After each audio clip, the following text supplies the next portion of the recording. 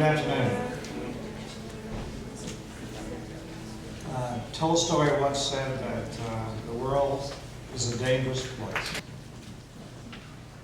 Because there's danger out there, there are those who must go for us.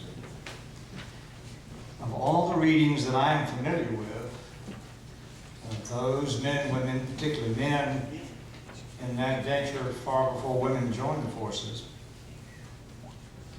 one reading in the scriptures that's favored above all, because the rank and file of those soldiers who went were not just Christians. They came from all walks of life. Some had no tradition at all. And the chaplains who dealt with them, preparing them for battle, at the edge of a fight, I suspect, particularly in Normandy, the references were that the 23rd Psalm was always read to the troops. The shepherd. The Lord is my shepherd, I shall not want. He makes me lie down in green pastures. He leads me beside still waters. He restores my soul. He leads me in the right paths for his name's sake. And even though I walk through the darkest valley, I fear no evil. For you are with me, your rod, your staff, they comfort me. Prepare a table before me in the presence of my enemies. You anoint my head with oil, my cup overflows. Surely goodness and mercy shall follow me all the days of my life, and I shall dwell in the house of the Lord my entire life. Let us pray. Our gracious God, in all times, and even now, and certainly in our future, we long for a shepherd. We know the shepherd's voice. We understand his leading, his prodding, his loving, his shaping, his petting, his urging, his hoping. We all need a shepherd. And those men who knew that combat were praying for a shepherd.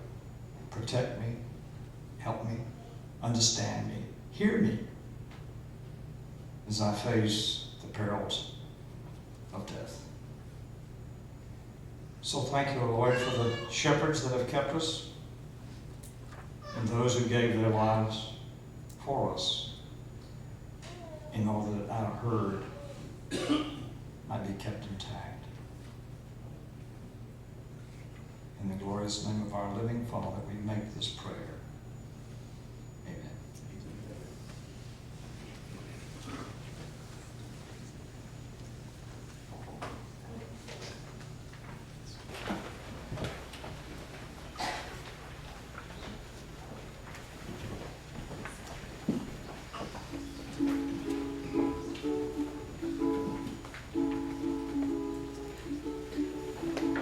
I wish I was on yonder hill, just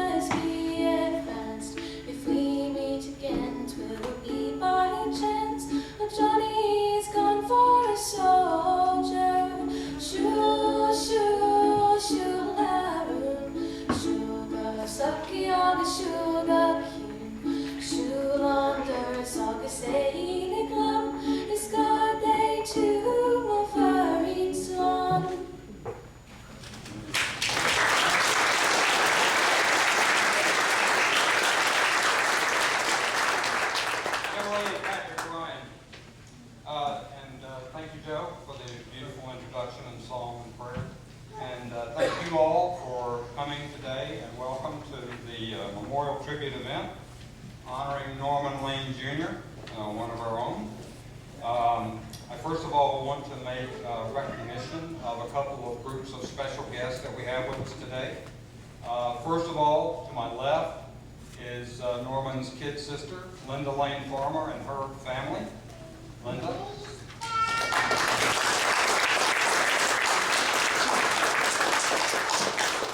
And secondly, we have several sort of subgroups, I guess I might say.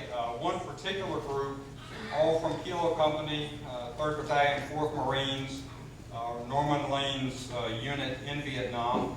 First of all, from Brownsville, Tennessee and Sidney, Arkansas, Corporal Alan Williard.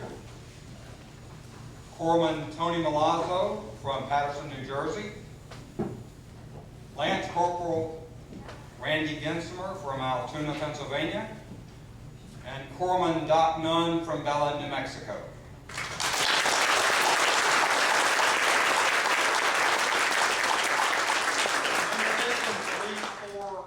Vietnam veterans from Norman's group and location. I want to welcome the gentleman from the Marine Corps League Detachment 735 based in Jackson, and also Mr. Gerald Presley from Chattanooga, who drove to be with us here today, as well as John Carlos from the Green Berets and 101st Airport.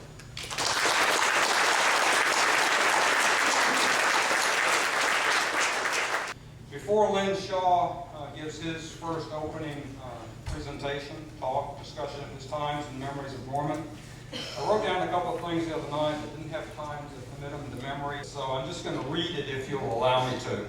The first has to do with some thoughts on the subject of miracles, and I'm just, as I said, going to read it. March 29, 1968 remains a day when any and all of us would have prayed for a miracle that would not happen. My own experience with miracles, like those described in the Old Testament, started out on a pretty questionable footing. As my mom will attest, she took me to Memphis when I was only 3 to see the newly released movie, The Ten Commandments, while most of the audience enjoyed the exhilarating parting of the Red Sea as Moses led his people out of bondage. My mom's strongest collection of that day is that of her 3-year-old crying when the Pharaoh's horses all drowned as the sea closed down on them. So much for miracles. But that was 60 years ago, and life has gone on for all of us. The best of times, the worst of times, the season of light, the season of darkness, the spring of hope, the winter of despair, events that we have no control over, except to wonder sometimes why and where is our miracle, or is such a thing possible? So today I look out on this sea of faces in this nearly packed sanctuary, filled with people of all ages and all walks of life, who have come with one common purpose, that is to honor one of our own, who left our midst in this life over 46 years ago, which is rather amazing when you think of it, considering that his own all too short life ended only 5 weeks after his 27th birthday. People who knew Norman Lane Jr. have come to remember him. People who knew him a little have come to learn more about him. And people, many people, who never met or knew Norman Jr. are here so that they can come to know him.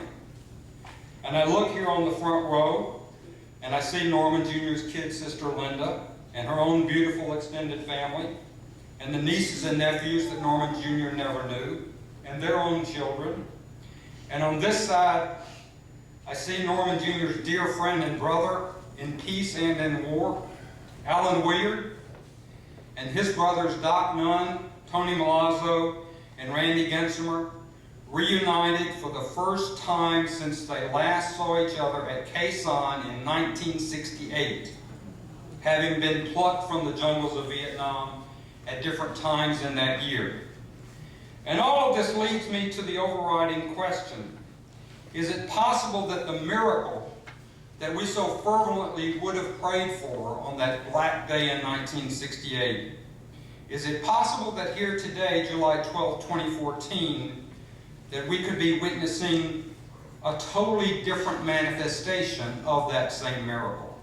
Many in the audience were not born in 1968, and I've come to know with our own 2 sons that The appreciation of history and the times is something that was very much in vogue when I was in high school, but maybe not so much these days. So, mostly to the younger generation, I wanted to read to you about 1968, the year that these guys came back from Vietnam, the year that Norman Jr. was laid to eternal rest in the Tabernacle Cemetery.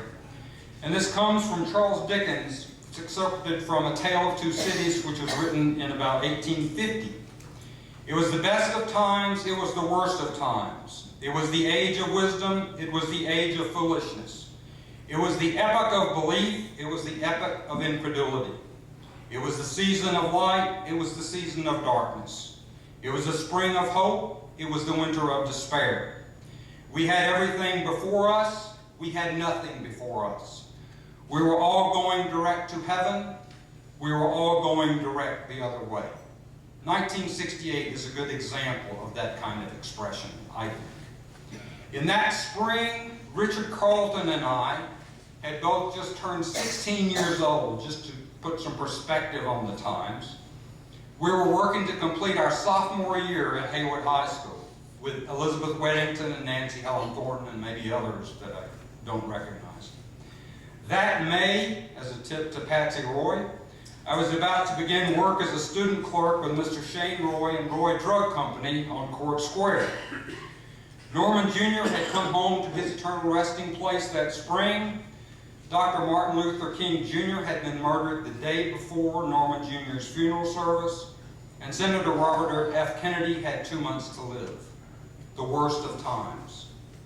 Also in 1968, at least 4 of the men who are with us today, Corporal Alan Willard, Corpsman Doc Nunn, Corpsman Tony Milazzo, and Lance Corporal Randy Gensimer, all came home safely, the best of times, from the extreme violence just south of the demilitarized zone that separated North and South Vietnam.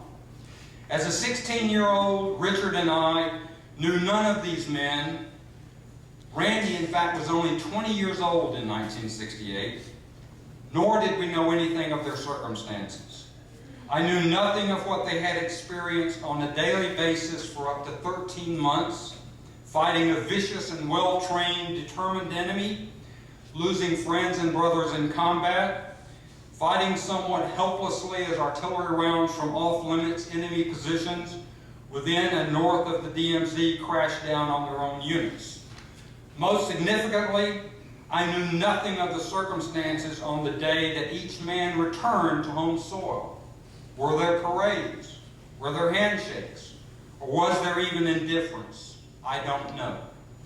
But today, as we gather to remember their brother Norman Lane Jr., I do know one thing, and I hope that all of the audience will hear me as I say it aloud. Alan Willard, Doc Nunn, Tony Milazzo, Randy Gensimer, and the other of you gentlemen, thank you for being here today to help us remember Norman Lane Jr. Thank you for your service to our country. And most importantly, welcome home and God bless you.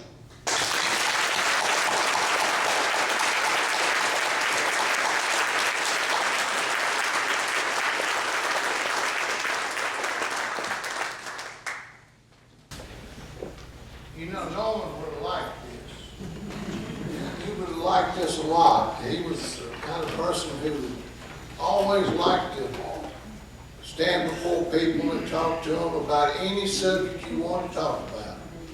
And he was always willing to listen to anything you had to say.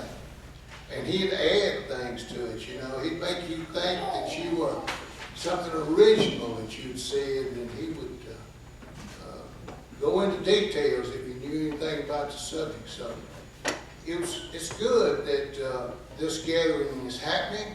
It's good that we are here to remember Norman Lane because he was truly a unique person. I might add that in the Haywood County Museum, we have Norman's dress pinks. You people in the front row know what those are. And we were able to get that from Norman's mother and get that uniform back in first-class condition. And it's in the museum today, so sometime when you're at Haywood County Museum, be sure to see it. I'm gonna say just a few words about the little trip that Norman and I took early on. Well, I guess we were about 15 years old. And I had been told a story by my father about the time that he rode his bicycle down to Open Lake. You know, people grow up, they like to do the things that their parents have done and sort of want to top it, you know, or do something more than he did. He told about the trip going to Open Lake. His father would go 2 weeks every year, and that was his vacation. And they would spend it in a tent down at Open Lake and go fishing. Well, Daddy was left at home, and he took his bicycle and he rode over to Ripley, the first stop on his journey. And this was dirt roads now. And he said he was so tired by the time he got to Ripley, he went to sleep in the courthouse yard there in Ripley.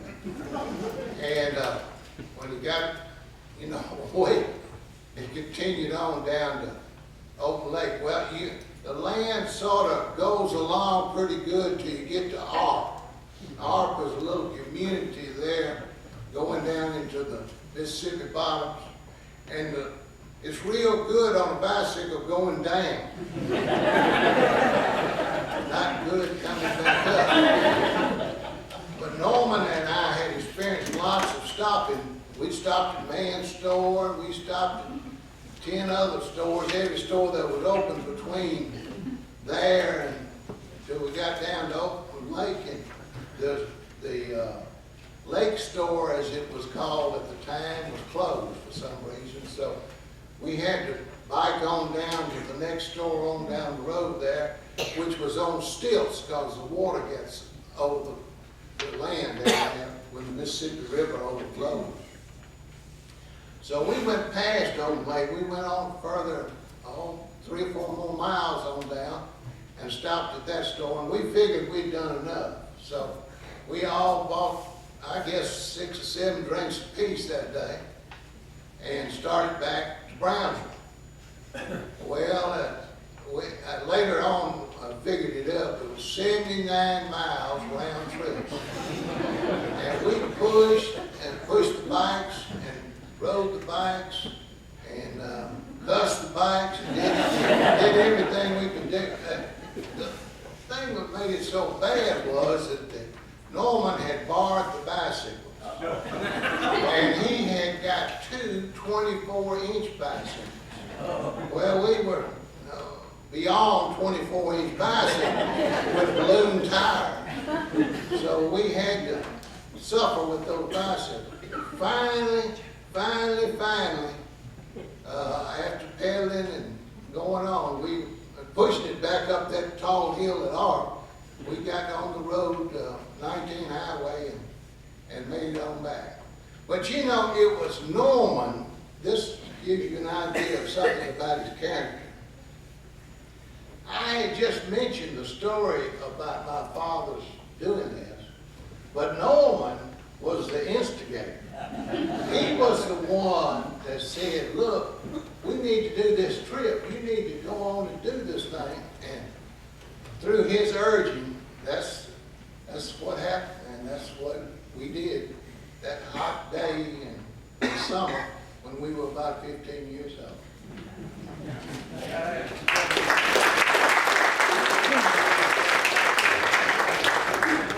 Did you say thank you for getting me music?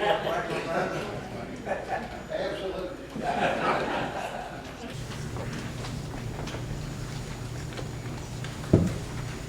Live as if you were to die tomorrow. Learn as if you were to live forever. That was one of Norman's very favorite quotes by Mahatma Gandhi. The way I got to know Norman as well as I do was at camp meeting. He knew so much about constellations in the night sky and the related mythology. Many hours were spent by a small group of us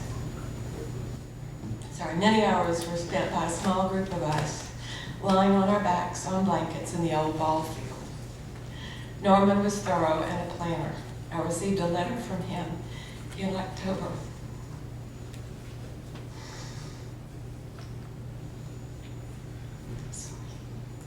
Asking for music and words for Christmas carols.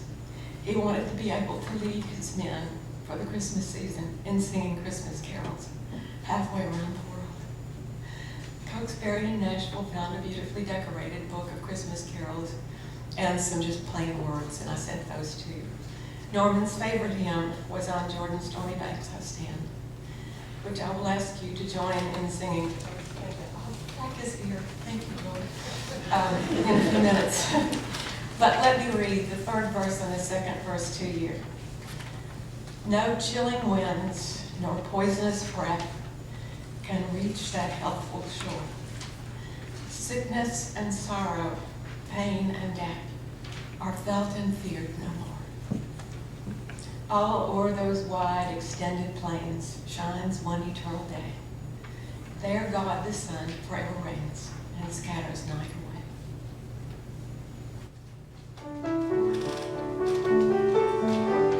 Sing aloud.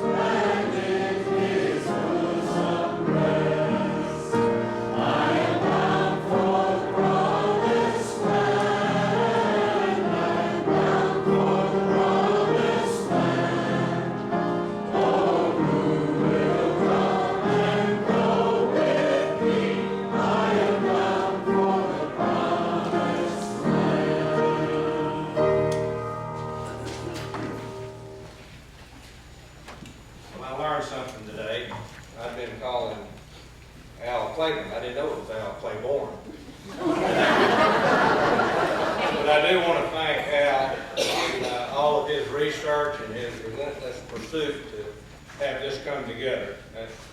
The emails that have been swapped for the last, I guess, 5 or 6 months have been unbelievable for me because it's been an awakening of memories of 50 and 60 years ago. And I can't believe I just said 50 or 60 years ago. I just can't get my life, I can't get a grasp on how fast life goes. But 50 or 60 years ago. And I want to thank the family for giving us permission to do this. And I want to thank all the vets that are here. the brothers.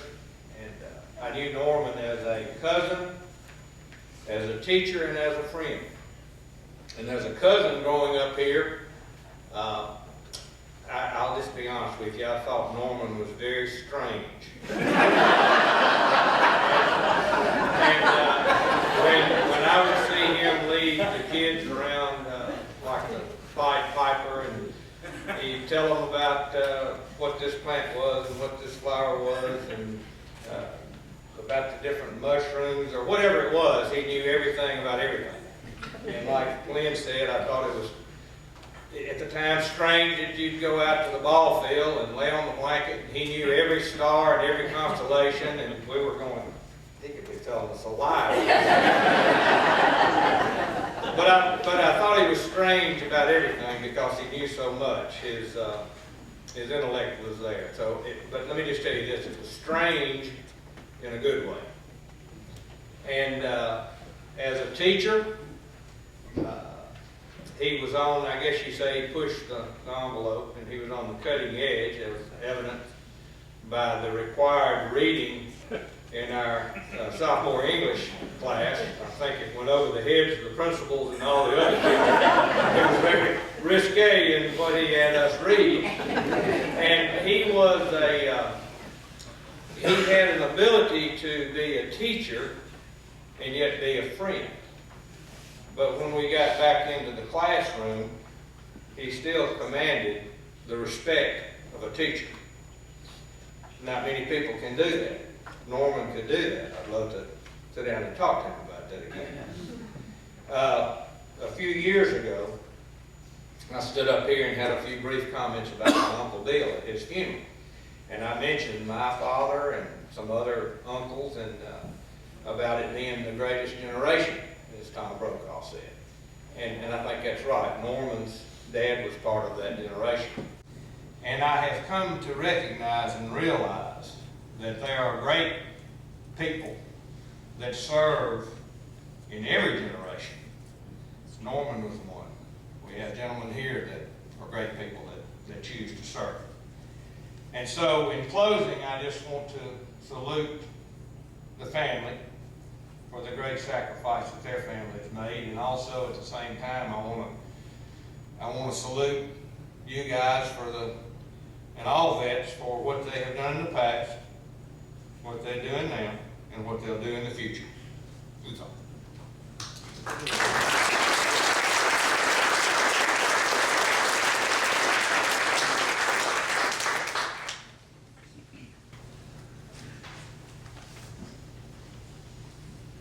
I'm Rita Hathcock. I'm not part of the family out here, but I used to come out here when we were in high school. This is back in the bag. I believe it's fitting that we're here today because Norman Lane really serves this tribute. The first day I met Norman Lane was in the fall of 1966. He was our sophomore English teacher. My first thought was he was the most beautiful man I had ever seen in my life. My second thought was, how did I get so lucky? And then, as we were settling into class, a couple of them were cutting up, I'm sure Mac was one of them. And he used profanity to get them in line. And so, of course, we couldn't believe that. And unfortunately, George Herring was standing right outside the door. And I'm sure Norman got in trouble for that. But we had never heard a teacher cuss before, especially in class, so we were really impressed. It was a really good impression. You know, as you grow older, you realize the importance of the impact people have on your lives. And Norman was one of those people for me.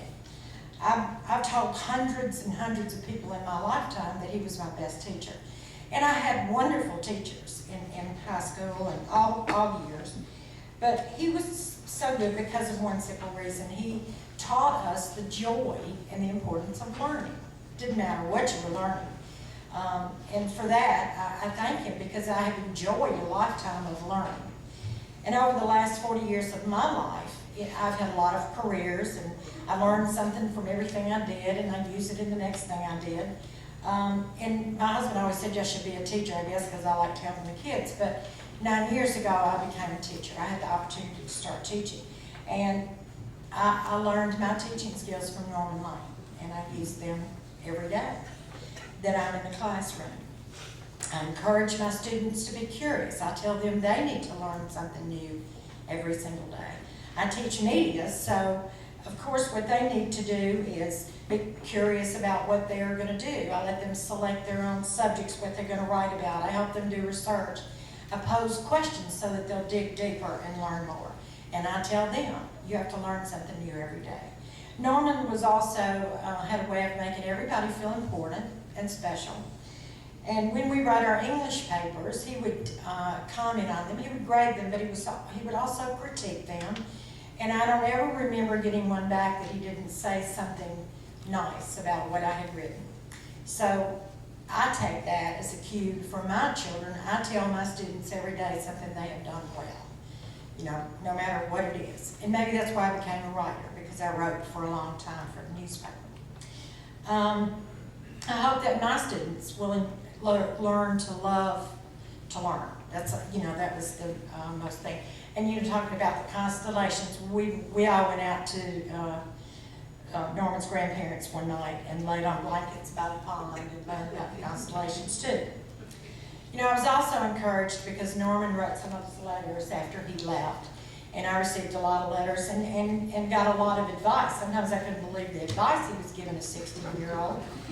And I was like, you know, my mother probably didn't need to read this, but, you know.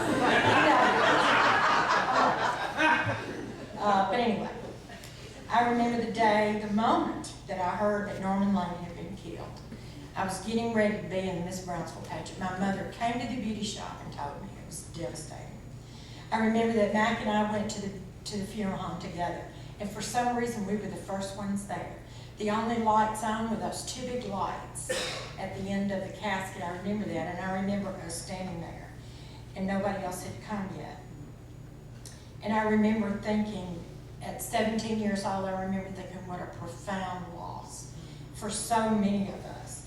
Now, all of these years later, I've cherished all these memories, and because of you and all the work that all the people have done to put this together, we get to share these memories. And I want to say that my life was richer having known him. And you know that Norman never met a stranger, so think about how many people he influenced over the years.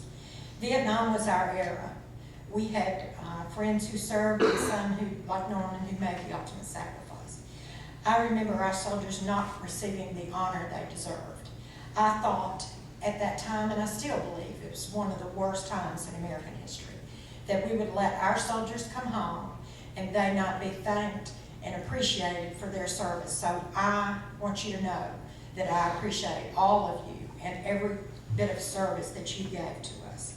I thank everybody for coming today to help us honor your Tabernacle son, my teacher and friend. He was one of a kind, and I'll always remember him. Becky's going to talk to me. I had him for English, she had him for French, which reminded me that he taught us the words to Michelle, the Beatles song. I think they were okay though.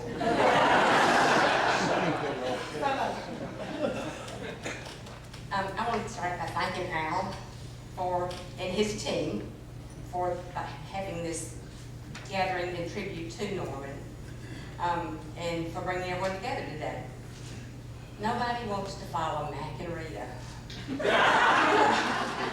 Mac is so funny, and she's got away with words, and then there's me, so if you dozed off, go back to sleep.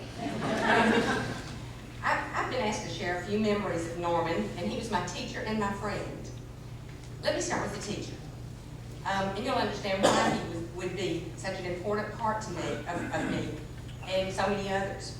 He was an amazing teacher. His love of knowledge was what made him such an interesting teacher and made his students anxious to learn more from him and about him. He could take an everyday event and make a teaching moment for his class. I was in his French class, and I remember when he started running in the mornings before school.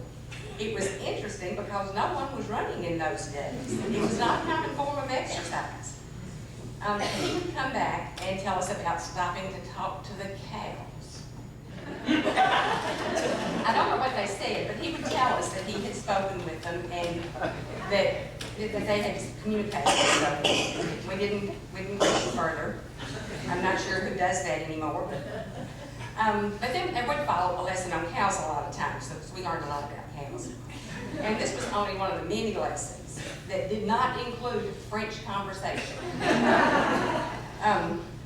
I think earlier Amy and I were talking about if you didn't have your homework, the best thing to do is ask him a question about something else. The whole hour would be spent on that thing. I did learn foreign languages though. I learned to speak a few words of Swahili. I learned a few words of German, and he actually taught us how to swear in German.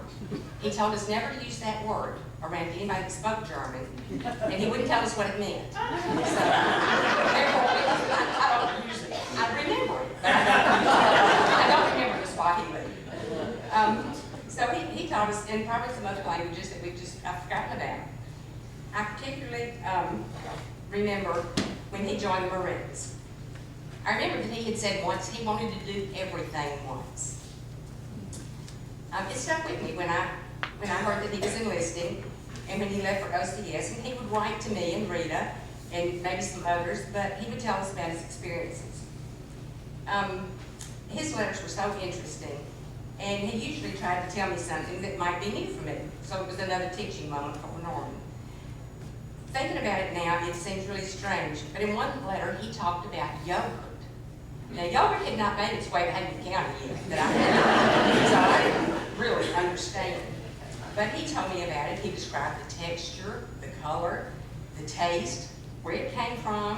He talked all about it, where he got it, and would then tell me about the people that introduced him to it or that he was sharing it with. It was really strange sometimes. But I always felt like I was there. I always learned something from it. It was a simple thing, but he made everything so interesting. On weekends, in the towns around where I was one of those of you that grew up here, a few years ago, probably remember this, but there were always dances.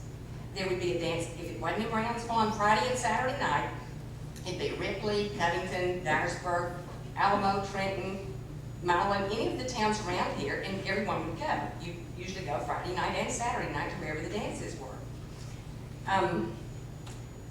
Norman was home for a visit once, and the dance was in Dyersburg, and most of us were not allowed to drive out of town yet because we were just learning to drive, so we couldn't go out of town.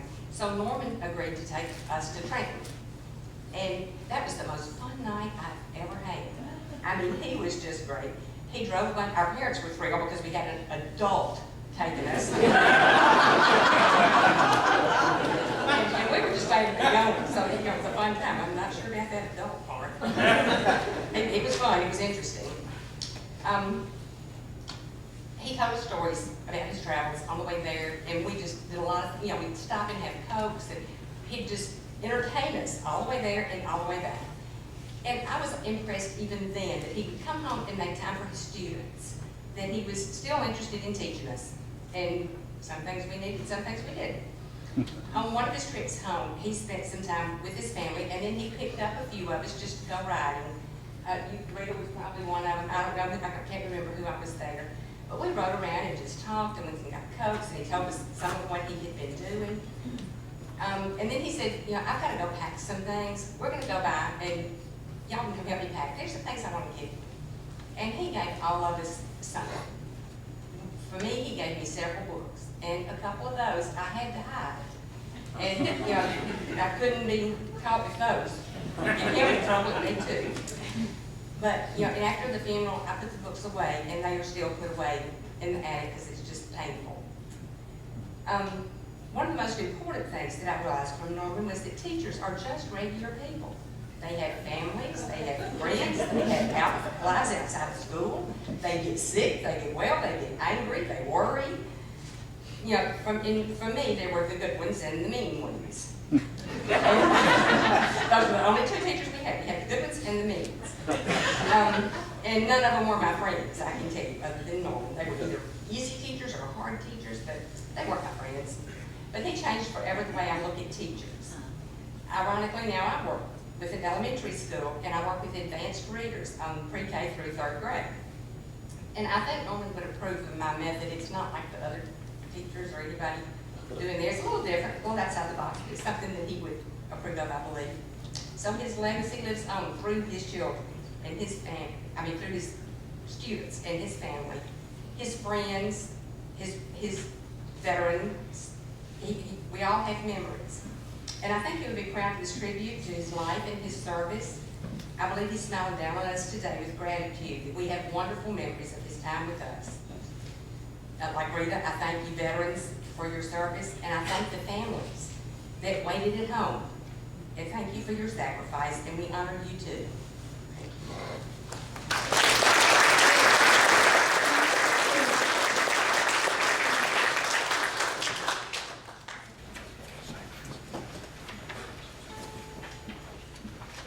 Well, first of all, like some of the others have mentioned, I really want to thank Al Claiborne for all his efforts with his committee to put this event and other things that are proposed together. As you see from the program, I am from Vancouver, in British Columbia, Canada, and I'm a sports historian. Writing books and a column in the local paper. So, how many of you here actually knew Norman? Oh, wonderful. But I'm wondering if maybe there are some things that you didn't know about him, particularly about his youth, because he spent his youth in Vancouver. Norman arrived in Vancouver just before his 10th birthday in January of 1951, actually in West Vancouver, which is a suburb. I live in North Vancouver. North Vancouver and West Vancouver high schools were the main rivals in our communities. I am a year younger than Norman would be. And I never met, as far as I know, I never met Norman. But as I mentioned earlier, that because I'm a sports historian, there is a story that I will get to about Norman and his football. He was 14 when, actually he was, in 1954, the British Columbia Lions joined the Canadian Football League. And you know what it's like when the Olympics are on, everybody wants to be a gymnast, or they want to be a swimmer, or whatever is happening. Or like when the World Cup is on, they want to play soccer, they want to be a soccer player. So when the BC Lions joined the professional circuit, a lot of people, kids, wanted to play football. So Norman and a lot of his friends would go out and play touch football on the street. A lot of them were unpaved at the time. Or they played tackle football, at the field somewhere. And some of their dads thought that this wasn't a good idea, that they should be coached properly, they should have pads, they should have helmets. And so they formed a league, a 6-man league, 4 teams, called the West Vancouver 6-Man League in 1955, when Norman was 14. And Norman turned out to be one of the star players. He caught 9 touchdown passes in 6 league games. In fact, he scored at least 1 touchdown in 5 of those 6 league games. He scored a touchdown in the first ever game played in the West Vancouver 6-Man League. In one game which they lost, he scored all 3 touchdowns. And the West Vancouver newspaper, West Vancouver News at the time, was so enthralled with the catches that he was making that, I'm going to quote here, this is their comment on the game. The Tiger Cats, that was Norman's team, had one potent scoring combination, a McLaughlin pass to Lane. It worked 3 times, with Lane making real Dan Edwards catches. Now the Edwards reference was to the BC Lions end, who led the team in 1955 with 41 catches and 3 touchdowns in 16 games. So Edwards must have made some nice catches, of course, But considering Lane had 9 touchdowns in 6 games, maybe Edward should have been noted as making real Norman Lane catches. Now, Mike McLaughlin was the quarterback who threw all those passes to Norman, and he remembers Norman as, and I quote, very quick, reliable, and with good hands.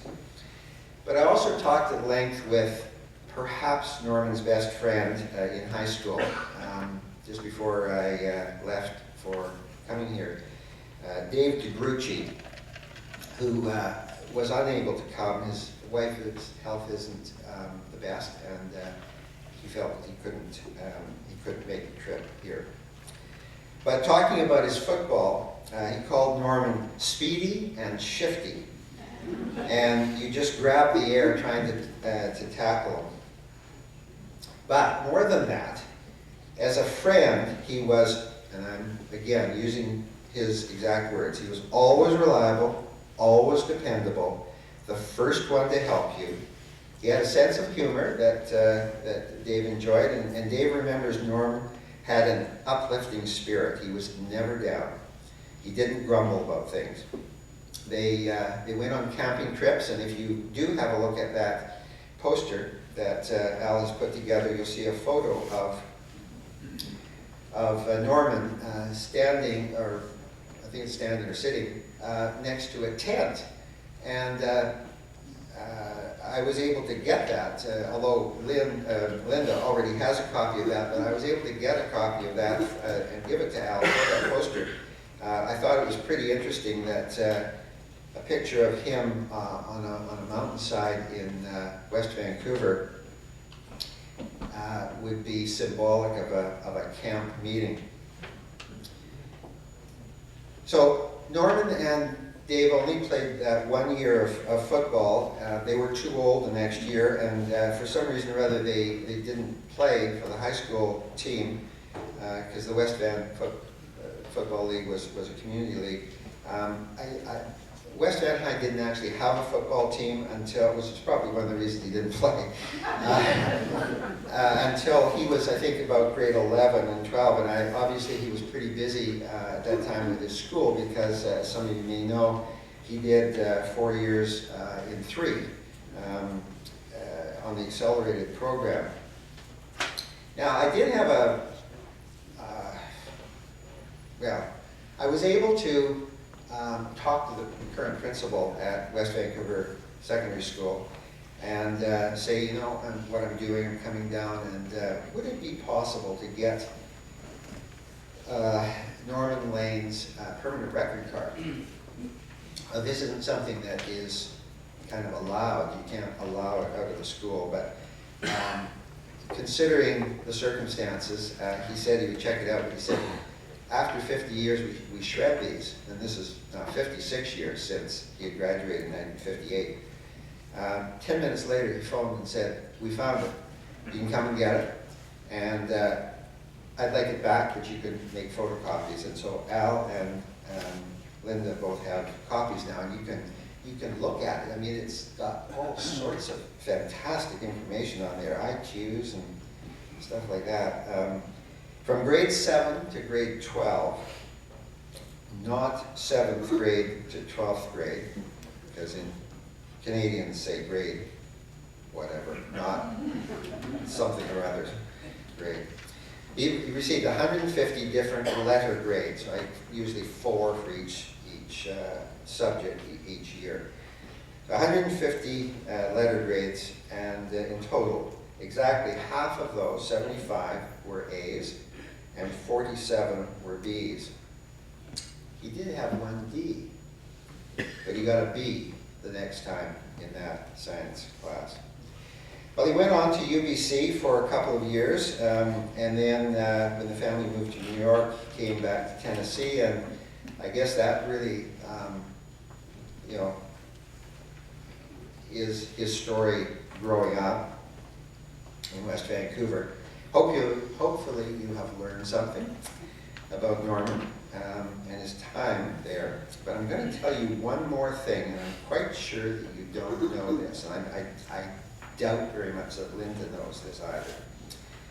I spoke to several people who were in his class from 1958 and just before coming here, and one of the ladies, when I said, what do you remember about Norman? Right away she said, the thing I remember most was when we were in junior high and he ate a spider for $5.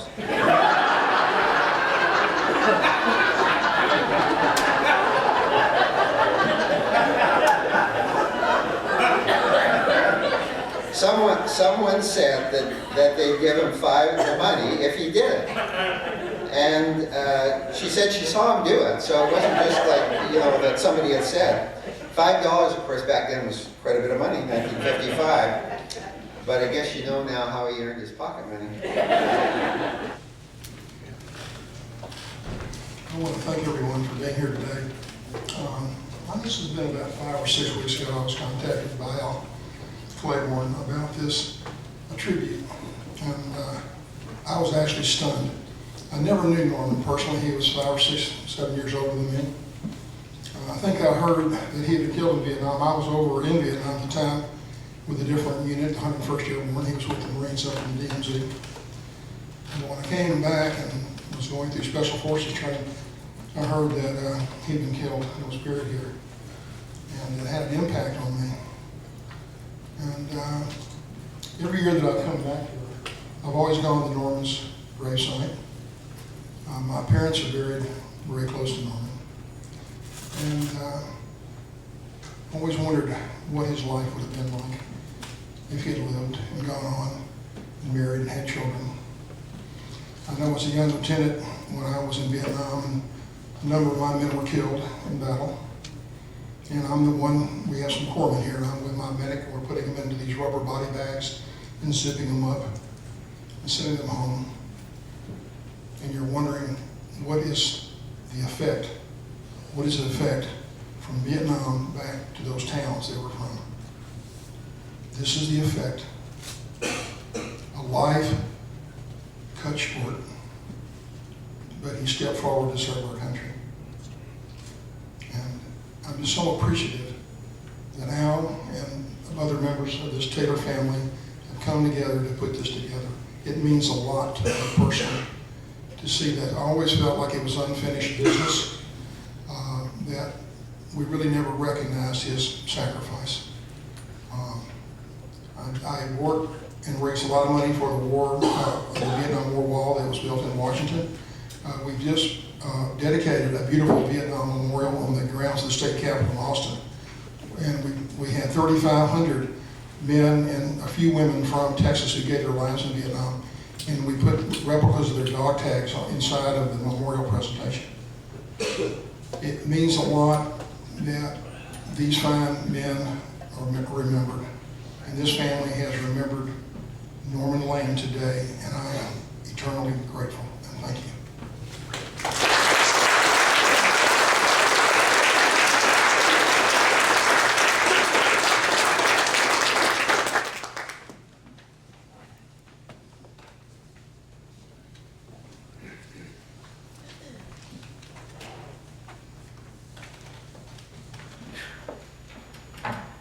I'm totally scared to death of them.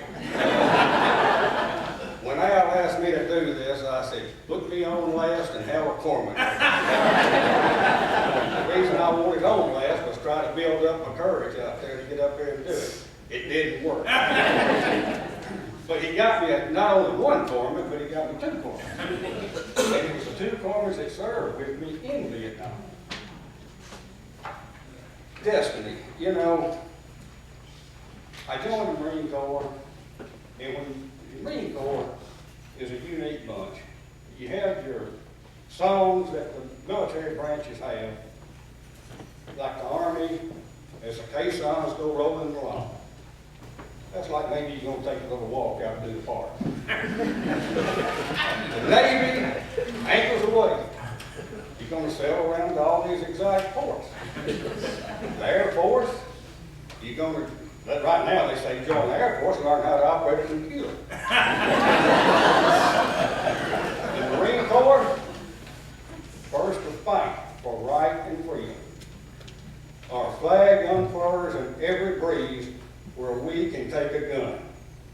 You join the Marine Corps to go to war and fight for this country. Period. That's it.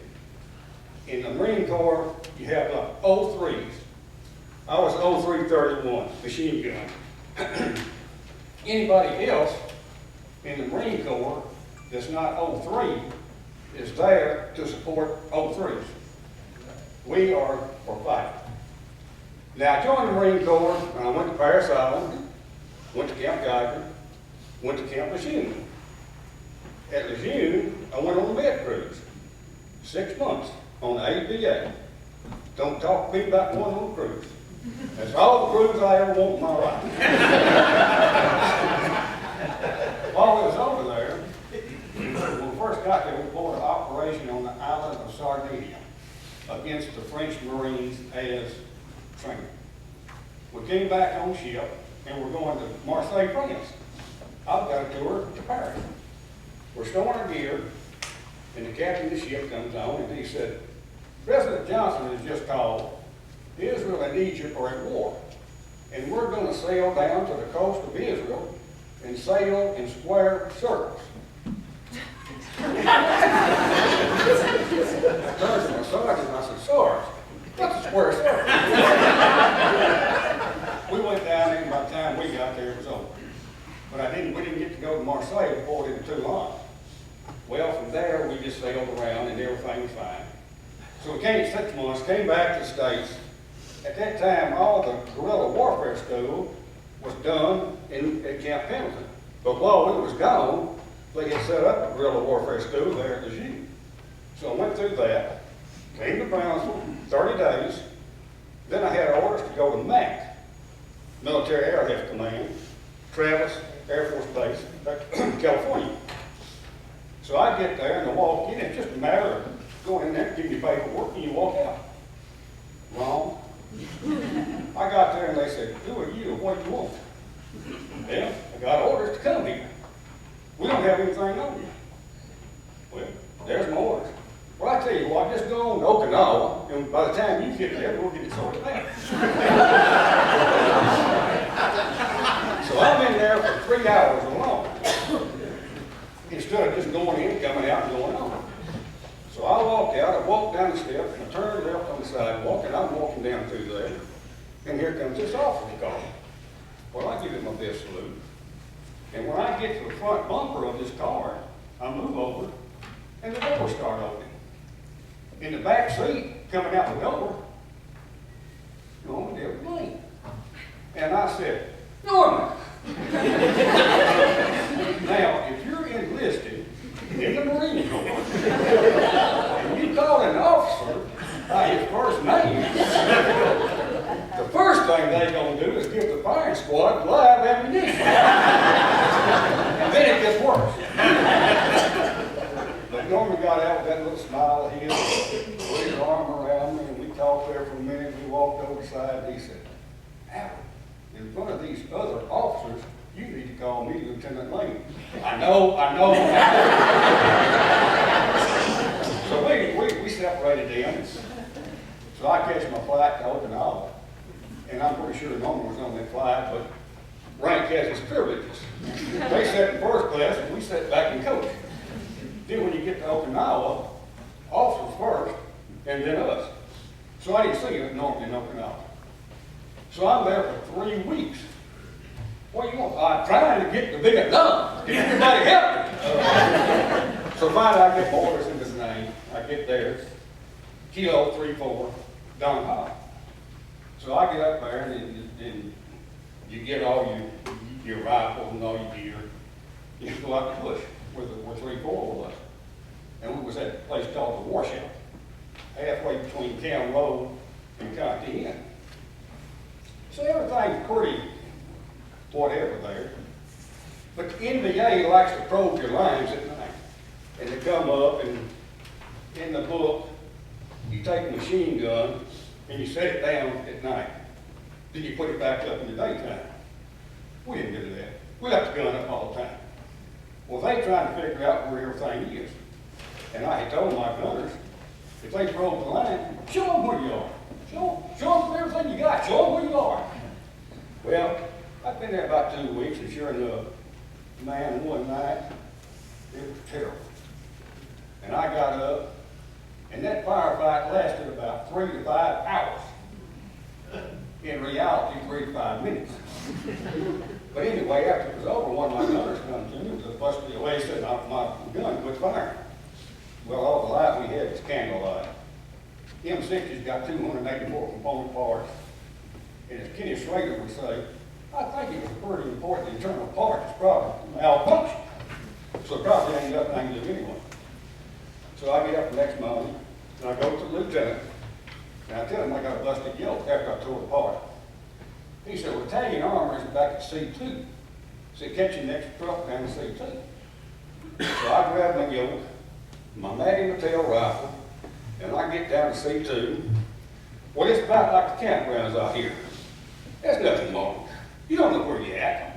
You just walk around. Well, I get by this bunker, and this shirtless Marine comes up, and he throws out his shave water. He's been shaving. Well, I'm right there back. Yeah, my boots are muddy. They're nasty. My uniform's dirty. But you don't want somebody throwing their shave water on you. So I look around and I start telling him how much I appreciate it. And he starts to apologize. Norman Edward Lane. So we talked there, and then we're both in the same unit. And so I get my everything and go back up. So from then on, our togetherness was at Norman's when he, I mean, as an E4, you don't go up to the captain and say, Captain, I'd like to go to Korea this afternoon and visit with Lieutenant Lane. Well, you going to take some cake and ice cream? So when I see Norman, it was whenever he could come up to see me. And times was pretty busy. But he did make it up quite a bit, and I always saved the state's graphic for him. And so he'd come up, and we'd sit there, and you know, like in the Marine Corps, the guy under me was Richard L. Sadler from Hartford, Connecticut. My point man was George DeSoto from Houston, Texas. My radio man was Charles Russell Jerome Minton III from Charlotte, North Carolina. So what did we have in common other than being in the Marine Corps? But Norman and I, we knew y'all. We'd get together, we'd talk about y'all. Amazing. Just amazing to be with somebody from Roundville, Tennessee. And we really enjoyed it. Now, I've read about this everywhere. Some of you probably seen it. Thanksgiving night, the night before Thanksgiving, went to squad leaders meeting. Every night you go up and the lieutenant tells you what you're going to do the next day. So I went up there that night and he said, good news, bad news. Good news, tomorrow, they're coming out from Don Ha. They're going to bring us turkey, dressing, potatoes, cranberry sauce, milk. Now every meal we get in a can. Comes in a can. You open it up, heat it up, give you those heat tablets, which I think is what tear gas is made out of. The wind's blowing in that kitchen, you gasped and flared. But we learned. We carried a 2-pound block of C4, which was explosive. But you can cut into that C4, and you get your little bitty ball of it, and you can put it down, you stick a match to it, you can have a cup of coffee in about 3 to 5 seconds. The bad part, when you get up in the DMZ, and you run into a bunker complex, and they say, bring your C4. Well, we're very limited to C4. But, so next morning we get up, and well, the bad news was we got a patrol tomorrow. So it's our platoon's out patrol. So we get up and we make us leave. And I hear on the radio, this body movement to the front. Well, normally, movement to the front is no big deal. As long as you see movement, you got it made. You got fast burners out on the Kitty Hawk. You got gunships down at Fubai, and you got artillery down at Don Ha. End of movement. Now, this is Thanksgiving. On Thanksgiving, we can't fire unless fire act. So we have to proceed. So we get down there, and there's 3 women and 1 old man. So we think they're out there hiding ammunition, guns, or something. So we call down, I tell them we got these people. Well, stand by, we'll send choppers out. This is about 9, 10 o'clock in the morning. 4 o'clock, the choppers come in.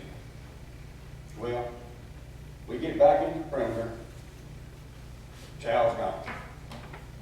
So I'm taking my gear and I'm throwing it out. And I look up, and here comes Lieutenant Lane. He's got a can of sea ration turkey and a cup of cranberry sauce. That's all, cranberry sauce is all it was left. And he brought it over to me, and he said, I wanted you to have the Thanksgiving dinner. And he had come all the way up to be with me on Thanksgiving. And from that day to this, is the best Thanksgiving I have ever had. Now, we went on and we were separated, and I went on over to GLN, and I always saved the safe graphic paper for Norman.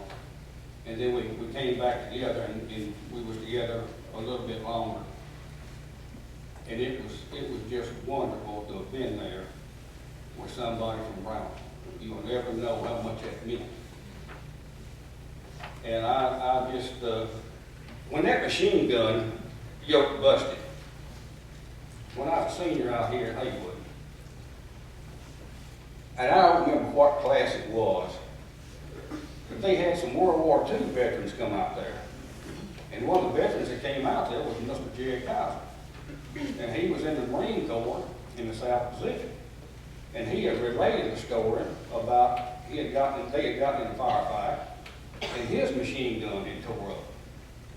So now 3 years later, I'm in Vietnam with a tore up machine gun. So all you young men out there, it could happen. You could hear me talk about it in 3, 5, 10 years, and I hope not, you could be in a combat zone with a busted machine gun. And another thing that I'll leave with you young men is a saying from General William Tecumseh Sherman. He said, boys, you might think war is all glory. Boys, war is all hate. Thank you.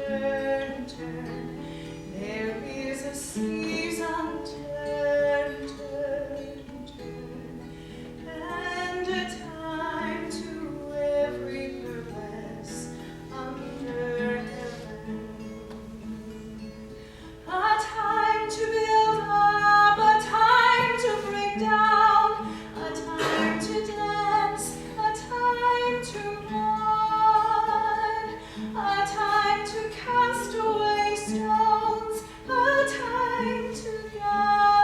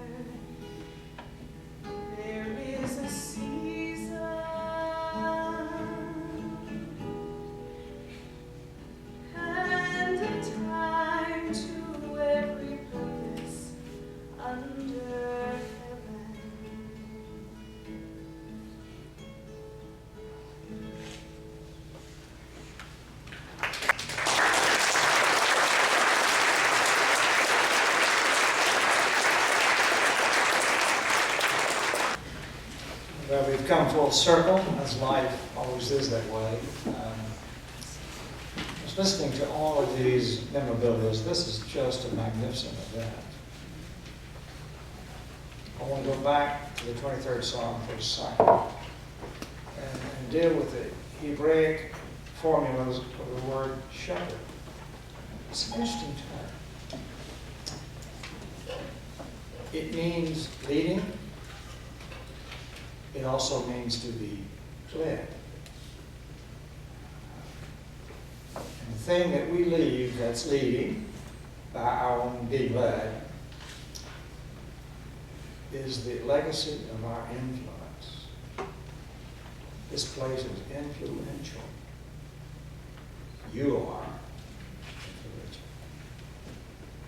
And so our benediction today is a word of thanks to those who serve, who are being served, who lead because they have been led. Thanks be to God.